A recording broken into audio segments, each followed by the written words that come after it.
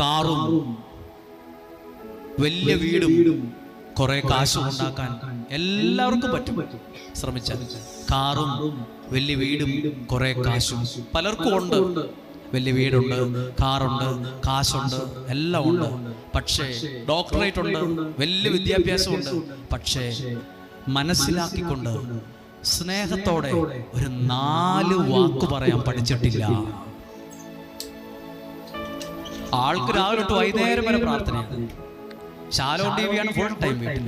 പക്ഷെ സ്നേഹത്തോടെ മനസ്സിലാക്കിക്കൊണ്ട് 40 വാക്കൊന്നും വേണ്ടെന്നേ. ഇതെത്രയാ? 4. എങ്ങനെയുണ്ട്? സന്തോഷമായിട്ടിരിക്കുന്നോ?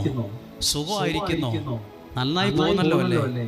4 വാക്ക് മതിയേ. ഒരു മനുഷ്യൻ തകർന്നു പോകാതിരിക്കാൻ 4 വാക്കൊക്കെ മതി. ഒരു വാക്ക് മതി. കാറ് മേടിച്ചു, ചിലർക്ക് വലിയ വീട്, കാറ്, കാശും ഒക്കെ ഉണ്ട്.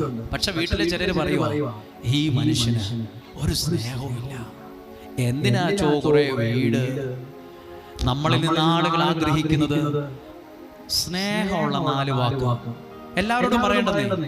നിങ്ങളുടെ ചില പ്രിയപ്പെട്ട ഭാര്യ ഭർത്താവിനോട്, ഭർത്താവ് ഭാര്യയോട്, മക്കളോട്, പ്രിയപ്പെട്ടവരോട് 40 വാക്ക് പറയാനുള്ള കഴിവിന് വേണ്ടി പ്രാർത്ഥിക്കണ്ട. അത് ഇച്ചിരി പാടായിരിക്കും. 4 വാക്ക്.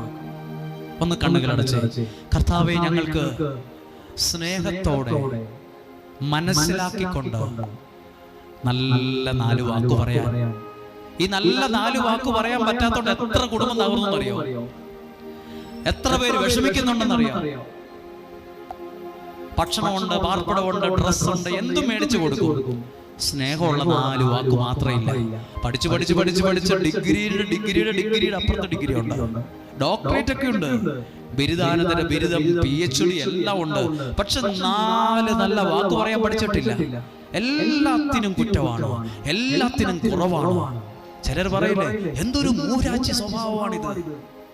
നമ്മൾ പറയുന്നൊരു വാക്കാണ്, എന്തൊരു മൂരാച്ചി സ്വഭാവമാണ് ആ പുള്ളിയുടേത്. മൂരാച്ചി സ്വഭാവം. നല്ല 4 വാക്ക് പറഞ്ഞാൽ ആ സ്വഭാവം മാറും. ഏത് സ്വഭാവമാണ് നിങ്ങൾ പറയേണ്ടത്? ഞാൻ പറഞ്ഞോളാം. മൂരാച്ചി സ്വഭാവം.